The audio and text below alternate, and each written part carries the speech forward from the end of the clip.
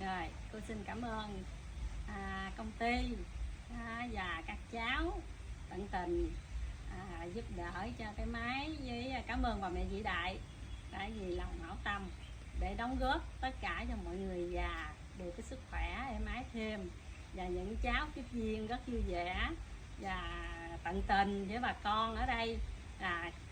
Trước hết xin chúc mừng công ty mình càng ngày càng phát đạt và những tuổi trẻ tấn công lên những cái nền tảng văn hóa cho đất nước nhiều hơn, bổ nhiệm cho người già được sức khỏe tăng cao thêm hơn. Rồi cảm ơn nhà tài trợ và cảm ơn nhà sản xuất nhiều. Chúc phúc.